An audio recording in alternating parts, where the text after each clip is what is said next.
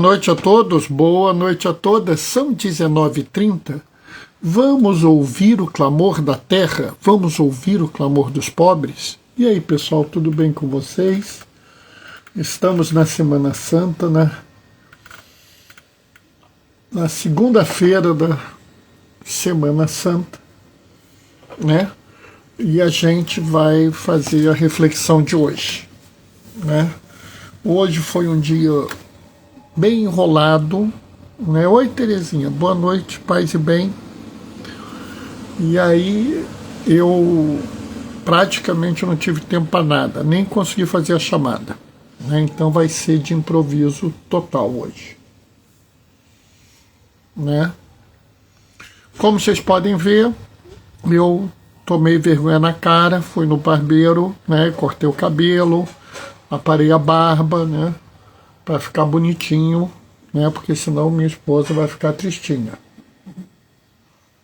Ela já tem que me aturar, ainda vai ter que aturar o marido todo relaxado? Não pode, né, pessoal?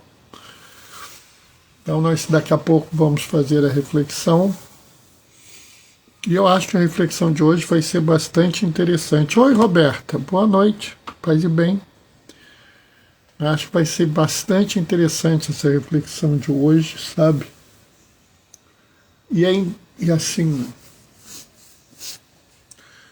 é claro que a gente que não vai ter uma passagem que vai ser boa noite, paz e bem, responde a Roberta. Claro que nunca vai ter uma passagem que a gente vai ler aqui que é uma novidade, né? Olha, achei uma passagem na Bíblia que ninguém nunca leu. Não vai rolar, né? Ainda mais porque normalmente eu leio o Evangelho, né? E aí também a quantidade de leitura fica limitada. Ô Marcelo, boa noite, paz e bem, irmão diácono. Mas uma coisa assim que eu sempre faço questão é de rever cada interpretação à luz daquele dia. Boa noite, paz e bem, Lena. Boa noite, paz e bem, oi, Fátima. Helena, que bom que você está aí. Um beijo, meu irmão. Então faço uma questão de rever as coisas, né? Repensar as coisas à luz dos acontecimentos daquele dia, daqueles dias. É importante a gente fazer isso, porque é preciso que a gente entenda que para a noite, para todos, boa noite para todos. Aí mandou uma rosa, beijos para a Mônica. Helena? A Fátima. Fátima. A Fátima do Pastoral de Saúde. Ah, tá. Outro para ela, amor. Tá te mandando um beijo, Fátima. Nós estamos cuidando da nossa plantinha aqui, tá? Né? Então, assim, é importante a gente fazer isso, porque senão a Bíblia fica solta, né? E eu fico muito angustiado, porque muitas pessoas estão vivendo uma fé que a gente chama, que eu chamo de fé desencarnada, que é uma fé isolada da realidade. A pessoa pode ler o mesmo evangelho 10 vezes, em 10 anos diferentes, e fazer a mesma reflexão, a mesma interpretação, né? Eu sei que vocês cuidam bem. Obrigado.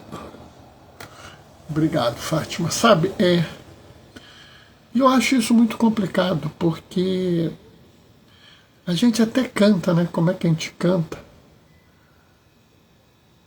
Palavra de Deus é luz do meu caminho, não é? Luz do meu caminho, guia para os meus pés, né? Ô, Gracinha, boa noite, paz e bem. Minha irmã, você melhorou, minha irmã. Estão rezando por você. Chegou mais um aqui, peraí. Gilmar. Boa noite, Gilmar. Meu irmão, boa noite, beijos. Como é que eu posso dizer que a Bíblia, a palavra de Deus, luz nos meus caminhos, guia para os meus pés, se eu não mudo nada? Se eu sempre interpreto tudo do mesmo jeito? Eu vou mostrar isso para vocês, porque chegou na hora. Vamos começar a reflexão. O Senhor esteja convosco. Ele está no meio de nós. Proclamação do Evangelho de Jesus Cristo, segundo João. 6 dias antes da Páscoa, Jesus foi para Betânia, onde morava Lázaro, que ele havia ressuscitado dos mortos. Ali ofereceram a Jesus um jantar. Marta servia e Lázaro era um dos que estava na mesa com ele. Maria, tomando quase meio litro de perfume de nardo puro e muito caro, ungiu os pés de Jesus e enxugou com seus cabelos. A casa inteira ficou cheia do perfume do bálsamo. Então falou Judas Iscariotes, um dos seus discípulos, aquele que o havia de entregar. Por que não vendestes esse perfume por 300 moedas de prata para dar aos pobres? Judas falou assim, não porque se preocupasse com os pobres, mas porque era ladrão. Ele tomava conta da bolsa comum e roubava o que se depositava nela. Jesus, porém, disse, deixa. Ela faz isso em vista da minha sepultura. Pobres sempre tereis convosco, enquanto a mim nem sempre me tereis. Muitos judeus, tendo sabido que Jesus estava em Betânia, foram para lá, não só por causa de Jesus, mas também para verem Lázaro, que Jesus havia ressuscitado dos mortos. Então os sumos sacerdotes decidiram matar também Lázaro, porque, por causa deles, muito deixavam os judeus e acreditavam em Jesus. Palavra da salvação. Enquanto eu estava lendo, a Fátima deu glória a vós, Senhor. Gracinha, estou melhorando, obrigado pelas orações, forte abraço para vocês. Bom, a passagem de hoje é totalmente conhecida, já foi falada não sei quantas vezes, aí o pessoal fala que era costume na época embalsamar o corpo, que se usava bálsamo, se usava perfumes, que o perfume de nardo era um dos que era usado, mas era muito caro, blá blá blá blá blá blá blá blá blá blá. Tá bom. Bernardo, 300 moedas de prata tem alguma importância? 300 moedas de prata era um dinheirão, tá? Era muito dinheiro. Para fazer um cálculo assim rápido, mas injusto, porque era mais dinheiro que isso. Se você pensar que uma moeda era o salário de um dia, nós estamos falando em mais ou menos 1 ano de salário de uma pessoa.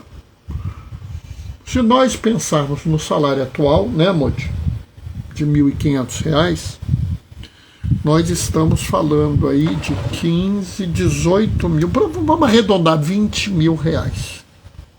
Tá? Mas acredita em mim, 300 moedas de prata naquela época valeriam mais. Boa noite, abraços, fala a Lela. 300 moedas de prata naquela época valeriam mais que 20 mil reais hoje. Então não é pouco dinheiro não. Tá? Ah, Bernardo, então é um absurdo. O Judas tem razão, não sei o quê. Vamos devagar. A gente tem que tomar muito cuidado com essas histórias, né? Primeiro, o que quer dizer Betânia, vocês sabem? Bet Anaui. A palavra Betânia vem de Bet Anaui. Bet é casa. Anaui é pobre. Casa do pobre. Por que que isso é importante? Porque eu quero lembrar vocês que Jesus não tem casa em Jerusalém. Jesus não mora em Jerusalém. Tanto que ontem nós ouvimos que Jesus estava indo para Jerusalém. E é muito comum as pessoas falarem assim, sua cidade. Não é? A gente ouviu isso, inclusive, essa expressão. Jerusalém, sua cidade. Mas Jesus não era de Jerusalém. Jesus nasceu em Belém, viveu em Nazaré. Durante muito tempo habitou em Cafarnaum, ou vivia em Cafarnaum. E quando ele ia para Jerusalém, ele ficava em Betânia. Na verdade, se ele tivesse que passar uma noite de um dia para o outro em Jerusalém, ele ia dormir no Monte das Oliveiras. Não é? Até a gente lê isso no episódio da mulher adúltera.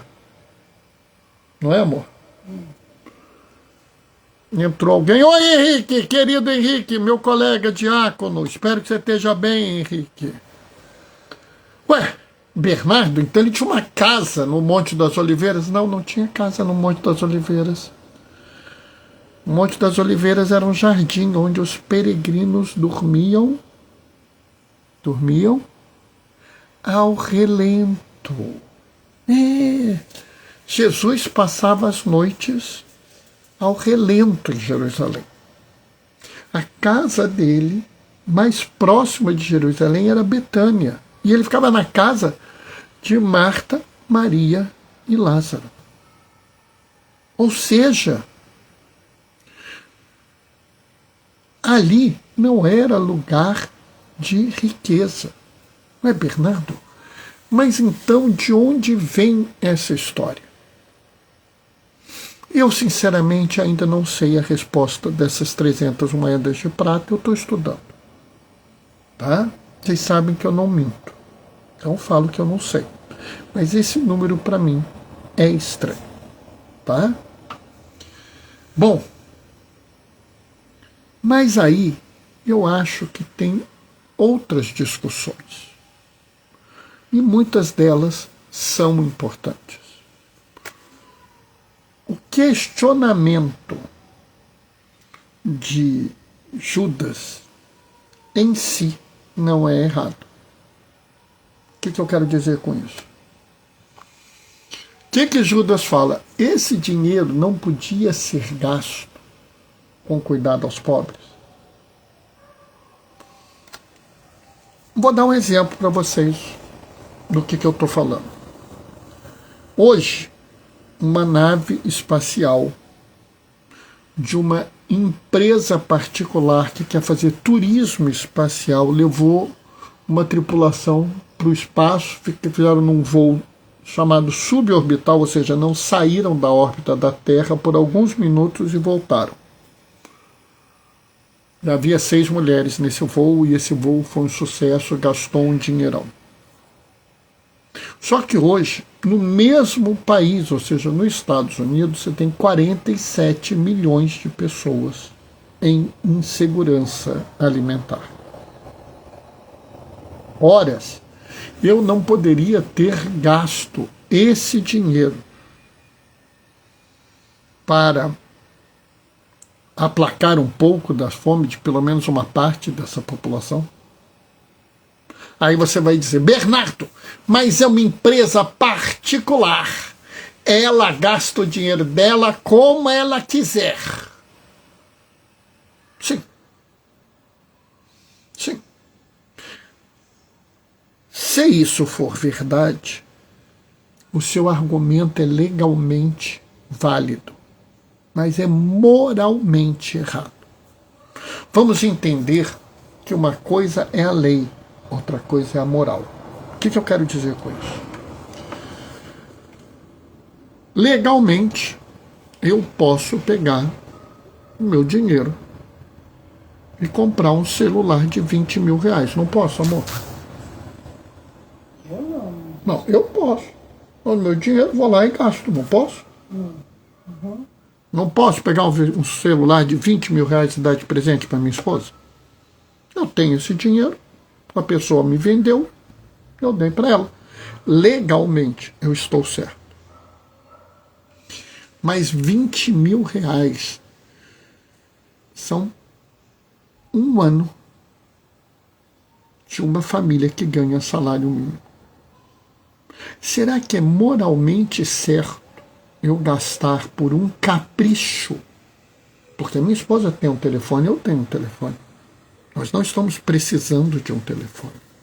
E mesmo que estivéssemos precisando, era moralmente correto eu gastar esse dinheiro? A Fátima está falando, poder você pode. Ela está falando, pode, eu posso. Mas é certo. O que você acha, Fátima?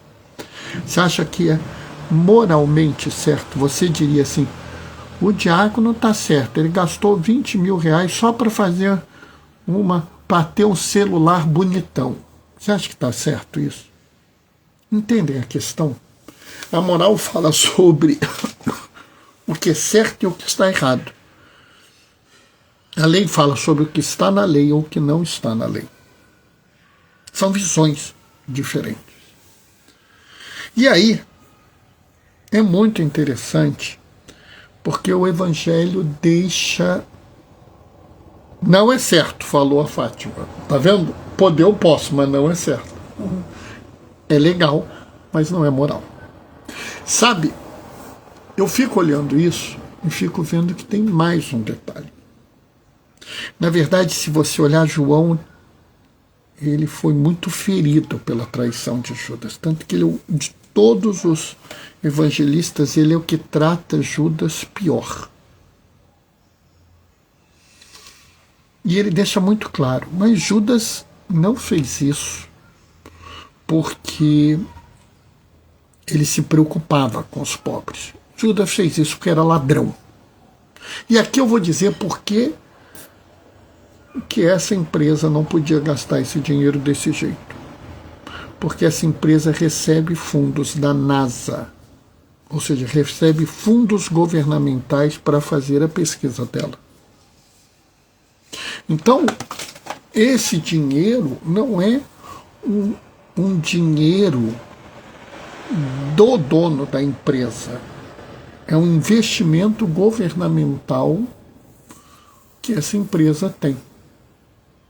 É gozado porque se eu sugerir da gente fazer um investimento governamental que beneficie as populações indígenas, até uma coisa muito simples, totalmente dentro da lei. Eu vou demarcar as terras indígenas. E aqueles que invadiram as terras, se tiverem o papel, o termo de posse da terra direitinho legalizado, eu vou dar o dinheiro para eles. Se não tiver, eles vão perder. Isso é absolutamente dentro da lei. Vai ter um bando de gente reclamando. Não pode isso, aquilo outro, é um absurdo. Mas, se eu pegar o dinheiro que eu gastaria com a demarcação indígena, das terras indígenas, e quiser gastar para dar apoio a uma grande firma de automóveis, vai ter um bando de gente me aplaudindo. Por que disso? Aonde nós perdemos o nosso senso de moral? E aí é muito interessante, porque as pessoas manipulam essa passagem. E eu já falei sobre essa manipulação aqui. Ela não é novidade para vocês. Qual é a manipulação? A manipulação é porque Jesus fala assim: pobres sempre tereis entre vós, a mim não. Não é? E aí eu tenho certeza que vocês Já ouviram gente dizendo, tá vendo? Jesus mesmo fala que sempre vai ter pobres entre nós, que não adianta, é sempre assim. Nós temos que aceitar, né? Vai ter pobre, faz parte. Né? E por aí vai. Eu vou aqui pegar para vocês, porque Jesus conhecia muito bem a Bíblia, porque foi ele que inspirou, né? Inspirou as pessoas a escrever a Bíblia, porque ele era Deus. Eu estou com dificuldade aqui de achar o versículo que eu queria, então depois vocês procuram e depois coloco aqui. É muito interessante, porque observa a frase que Jesus fala: pobre sempre tereis entre vós. Não é, amor? Uhum. Quando Jesus fala um negócio desse, será que ele deseja que nós tenhamos pobres? Será que faz parte do plano de Deus ter pobres?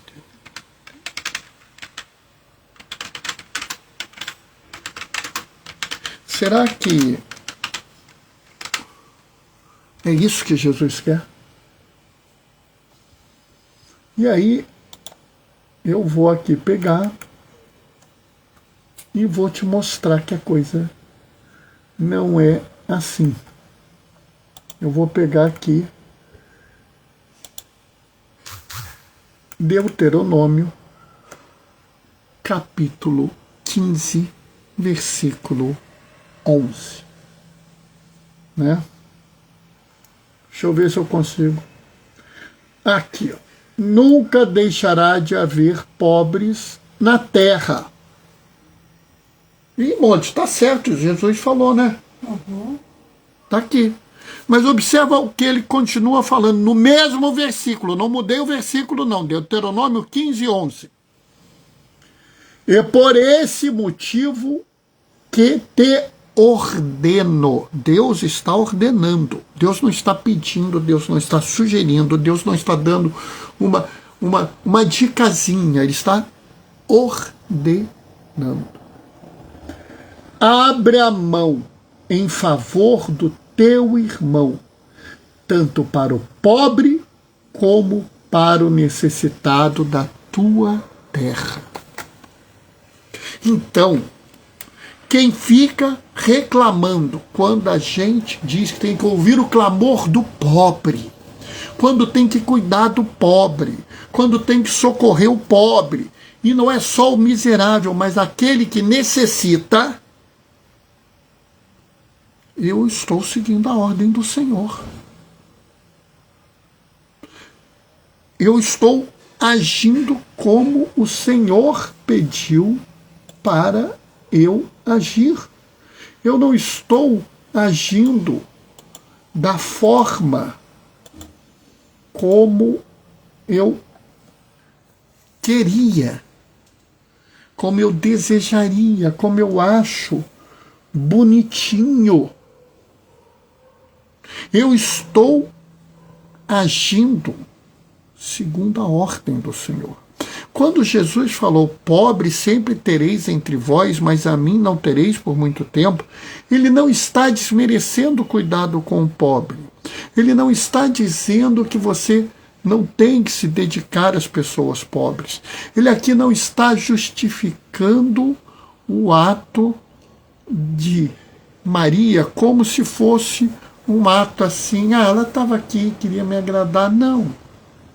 Ele está te dando uma dimensão clara. Qual é a dimensão clara que ele está te dando? Sempre você vai ter que ter um compromisso com o pobre. Sempre. O seu compromisso com o pobre é eterno.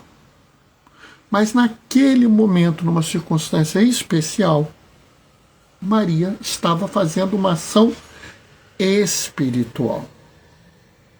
E aqui eu quero dizer muito claro, mas muito claro mesmo. Isso não pode ser uma desculpa para o resto da minha vida. De vez em quando eu fico vendo, né? Ah, está tendo um monte de incêndio, vamos rezar para os incêndios acabarem.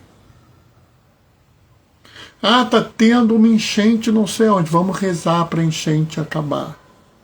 Ah, está tendo uma fome, vamos rezar para vir comida. Não, não, pessoal, não é assim.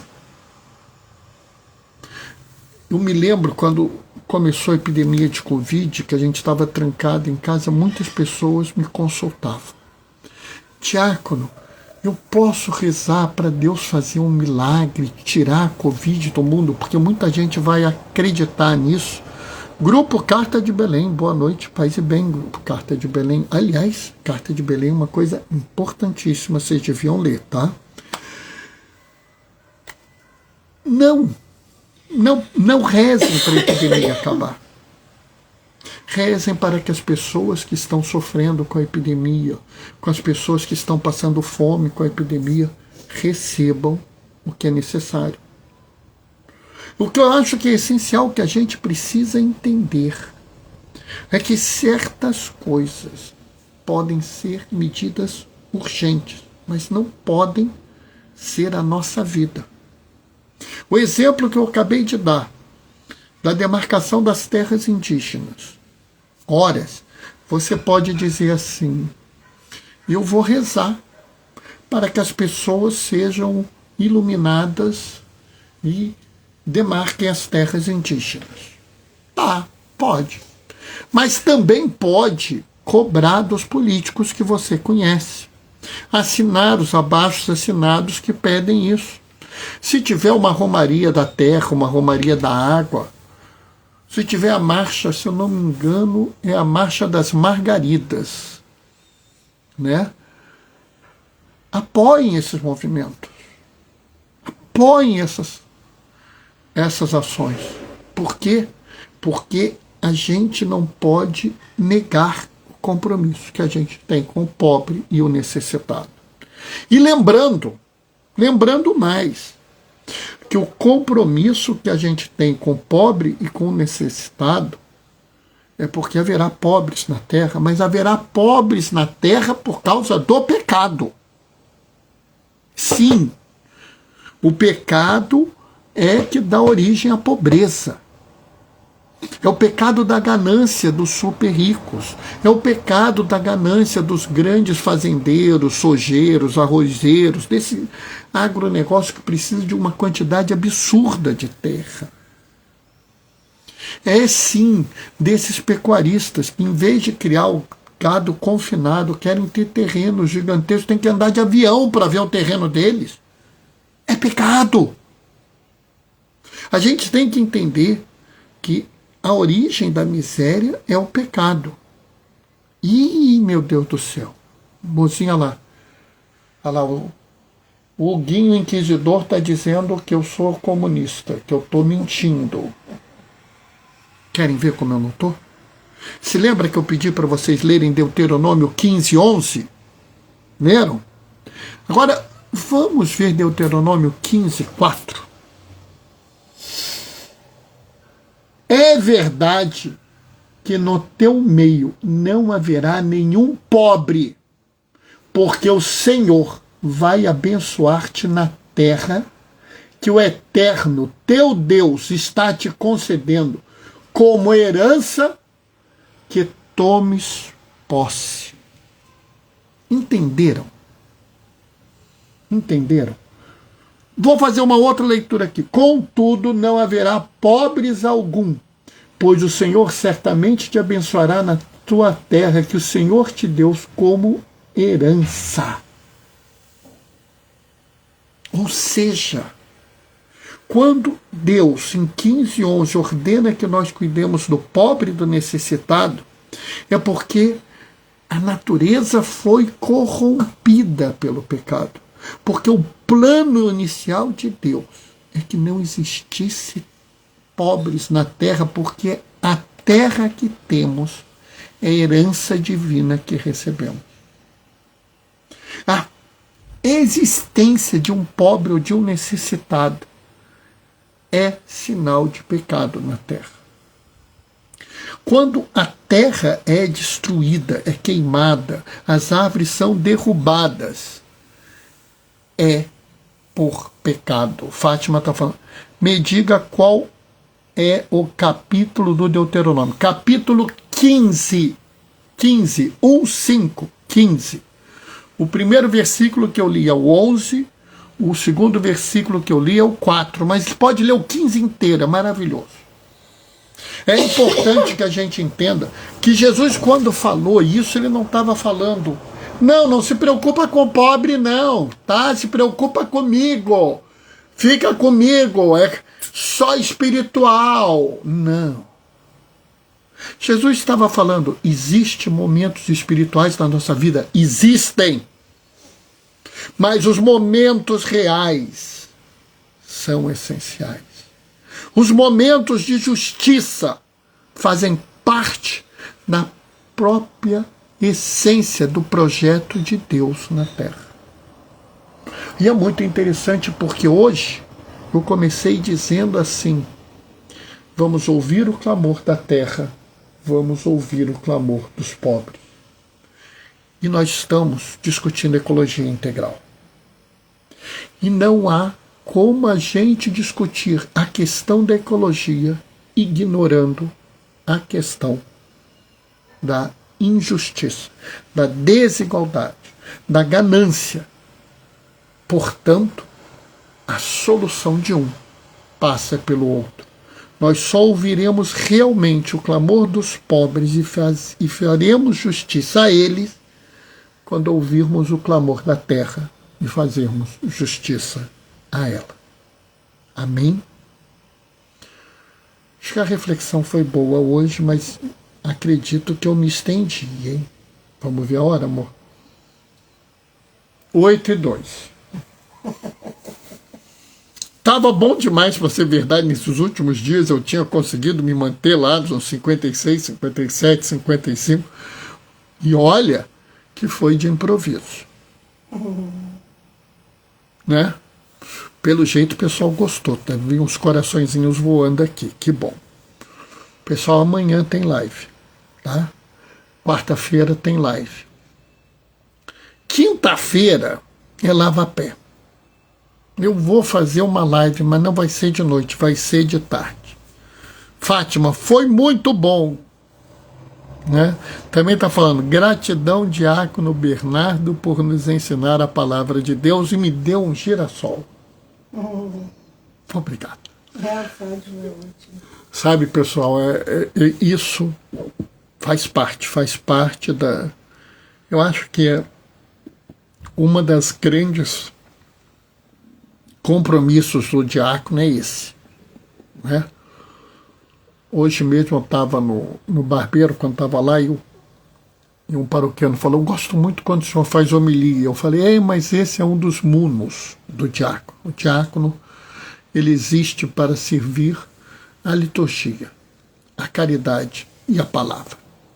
Eu tenho estudado o Concílio Vaticano II e cada vez mais eu acho que o nosso trabalho é muito mais para a caridade, para a palavra, do que para a liturgia. Mas isso algum dia a gente discute. Então, quinta-feira eu vou fazer uma live de tarde antes de ir para a igreja. Vai ser uma live curta, porque vai ser uma semana muito doida. Sexta-feira eu não sei nem o que eu vou fazer, porque sexta-feira, 6 horas da manhã, eu estou rezando a laudes. Depois acho que de 11 ao meio-dia eu estou na adoração do Santíssimo, 1 hora média. Aí eu venho para casa, como rapidamente, porque 2 horas eu estou fazendo a adoração da Santa Cruz. Aí na comunidade de Nossa Senhora Aparecida, Fátima. E 4 horas eu estou fazendo a adoração da Santa Cruz lá em Santo Antônio. Sei nem que hora eu vou fazer a live na sexta. Sábado, só Deus sabe. Mas tá bom, pessoal, é importante. Essa semana é uma semana para a gente viver com intensidade. Eu vou agora dar logo a minha bênção para liberar vocês. O Senhor esteja convosco, Ele está no meio de nós, por intercessão de Marta, Maria e Lázaro de Betânia. Desçam sobre vós e permaneçam para sempre. A bênção do Deus Todo-Poderoso no amor, aquele que é Pai, Filho e Espírito Santo. Estamos lhe esperando, comenta a Fátima, orando por você, para você dar conta de tudo isso. Deus abençoe. Amém. Pessoal, até amanhã, 19h30. Até lá. Beijos e bênçãos. Tchau, tchau.